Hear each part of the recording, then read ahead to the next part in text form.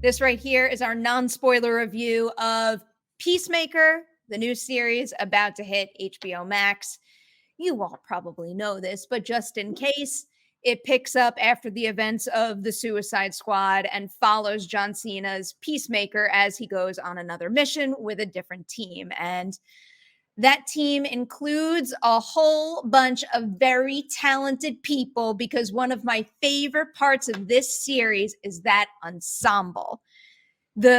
The main stars here just have such a good handle on the very specific and unique type of tone and the type of humor and just the type of content in general that James Gunn likes to put out there. It's like it wouldn't work unless they all absolutely nailed it and were on point. And their back and forths throughout this show, they are pitch perfect. Listen, we had our disagreements over the Suicide Squad. Yes. We had one whole episode about those disagreements, and I will say that the movie itself soured my hype, I guess you could say, for Peacemaker. And after seeing what I have seen, I am converted. The show is doing things that I think the movie doesn't do. I want to say that out front. I think the show is doing much better things with Peacemaker, especially. Like, I didn't really dig Cena's performance in that. I wasn't drawn into the character. We had the conversation, but I am saying the corner is turned. Like, I have seen things that Gunn did not have time to grapple with in the movie, and I have seen things from Cena. And again, the ensemble cast together is very much fun. So, like, I am digging so much of Peacemaker that, like, I wasn't expecting to. These are the things that I kind of challenged Gunn in my head to achieve and to win me over on, and thus far, he has. So, like, that is the most glowing endorsement I can give, saying I came in with kind of lower expectations than I wanted to, and having them, maybe that helped. Maybe that did help me in a way, but I'm very into the way that, like, I've been talking with Amelia about, like, The Boys and Peacemaker and how those two shows are handling things very differently about making America the villain. And, like, the Peacemaker is going out of its way to make sure that there is actual heft behind the messages being said. So, like, yeah, so far I'm in on it.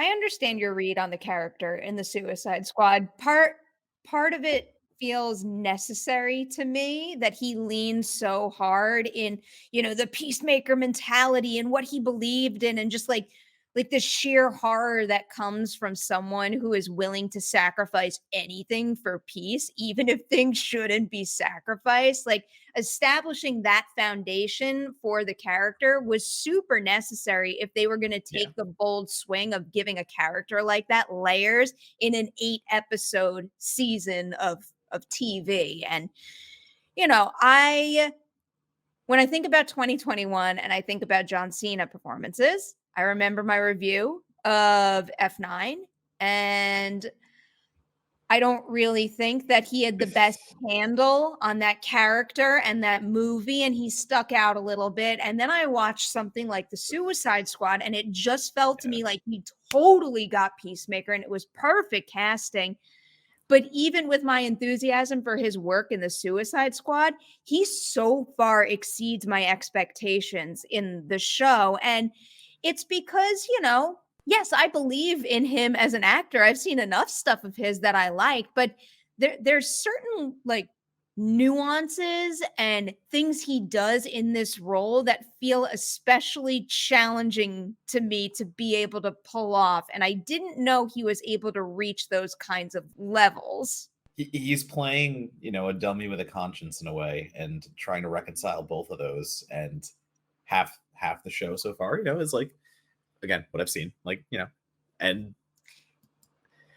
I'm obviously I'm holding back what I want to say. Like, I'm trying to recontextualize that in my head because I don't want to, like, spoil a single thing, but, like, it's doing well. I saw a comment that say, like, I don't want to see Peacemaker with a conscience, but, like, I disrespectfully disagree with that. Or sorry, I respectfully disagree with that because I disrespectfully disagree with it if you want, I guess. No, I respectfully disagree with that because if Peacemaker doesn't have a conscience, then again, that's The Boys. And The Boys is doing that already. We don't need another show like The Boys that is just anger. We need a show that is dealing with things in a different way. And I think that is Peacemaker, and that whether or not, he gets there fully, I think that's part of the draw of Peacemaker. I think he has to be an idiot half the time. Like, he has to bumble through things in the way that he is. Not an And idiot. He's not an idiot. that's a larger conversation. Fine. I think they do something similar with a lot of the characters, not just Peacemaker, in terms of, introducing us to a group of people who think like they know the way, they know what is right and how to operate. And the show does a really good job of, exploring those kinds of arcs of coming to terms with the fact that a whole bunch of people in the group might have different ways to approach a certain something. And sometimes it takes a balance of everyone's opinions and techniques. And I just found that extremely effective. And again, I just love this group together. They're so deadly. It was really exciting to me to see the role of Harcourt expanded. It's very unusual when you have a role like that get an itty bitty amount of screen time, and then all of a sudden you see Jennifer Holland's role fleshed out. And if people out there didn't know who Danielle Brooks was before this show, like, get ready, because I really do think that her character Adebayo is going to wind up being a fan favorite. She is like, she to me almost feels like kind of like the rat catcher of it, where her heart, like the second I met her in this series, her heart just like pulled me in. I'm very digging especially what they do between her and Peacemaker, like bringing them together in a way and giving them scenes together. I also just think, man, like Gunn is the best at just making a mixtape for his productions, whatever you want, like television now, the feature film. Like, he is so good at drawing an aesthetic from musical accompaniment. And once again, needle drops. Like, this is heavy on needle drops, but they set the tone of the entire show and episode, and everything they're doing. Like, it's so integral to Peacemaker's character. And I don't think it succeeds in a way that like any of those songs they pick. It just, the series is basically like a dingy dive bar rock soundtrack, and that to me is very cool. And again, like, it is hitting this Americana vibe and this certain kind of dingy dive bar that like you would find Peacemaker in. And the song choices so far from what I've seen are so on point. And like, I have to give Gunn so much credit. And also the opening credits are just, Matt, like I can't stop watching them. Like, I should have been, better scheduled in terms of the assignments that I have with watching my screeners. But there were times where I was watching episodes and then I would rewind and watch the damn opening credits again. Like, it wasn't even just the mentality of I should skip the opening credits so I get my work done faster. I was watching the opening credits every single episode, and then sometimes I would go back and rewatch them. And then I would listen to the song in my free time. If you skip these opening credits, it's a sin. It is an absolute sin. Like, this is cinema. This is art, whatever you want to call it. Like, when you all see it, just get excited. I've never said get excited for the opening credits, but like literally get excited for the opening credits. I think they're the best opening credits I've seen since the Succession ones. Succession's another one that I can't skip.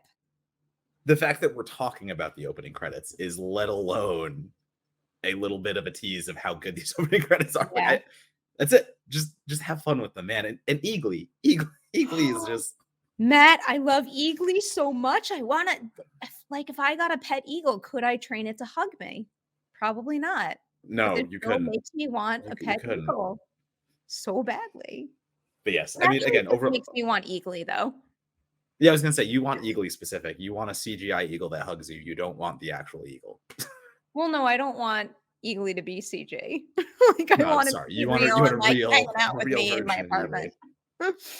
Anyway, the takeaway for me is just I went into this with, well, yes, Eagly, but like, again, I went into this with like confusion and a little bit of trepidation, and Gunn has proven me wrong. Like he didn't have to. There was nothing he had to do. I know what he's done with the Guardians and things of that nature, and all he's done with his past work.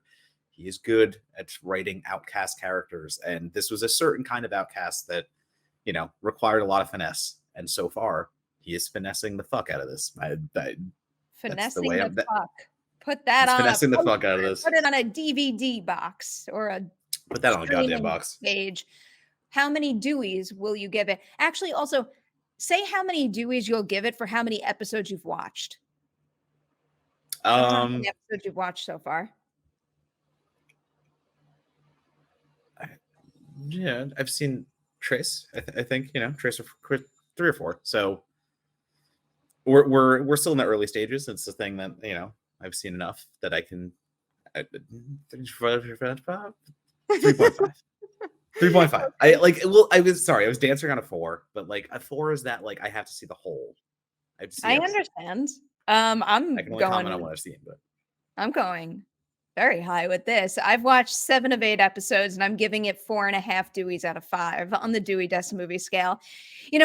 It's funny because we both went into this with different expectations. Where that the Suicide Squad was my number 4 movie of 2021, so I walked in with like the bar set especially high, and I was very nervous that it wouldn't meet that level. that is a very good comparison. Until I rewatched the series a couple of times, I can't say that like Peacemaker is better than Suicide Squad, but Peacemaker, the character, is way better. And I already loved the character in the movie, but the character is better in the show. And I am just thoroughly enjoying and also deeply moved by the arc that he is experiencing. And that's just something that in general, James Gunn tends to be a master of, like somehow having all of like this irreverent, silly fun, but giving it real meaning and weight. And the fact that he's able to achieve that is just like, it's endlessly impressive to me. And it's why I'm drawn to so much of his work. So add Peacemaker to the pile of James Gunn films and shows I love. And man, I can't wait to see episode 8. Now you have me hyped to actually binge the rest of it at this point. So you're way farther ahead than I am. And if that's what you're giving it. I'm really curious to know what you think when you watch more of it.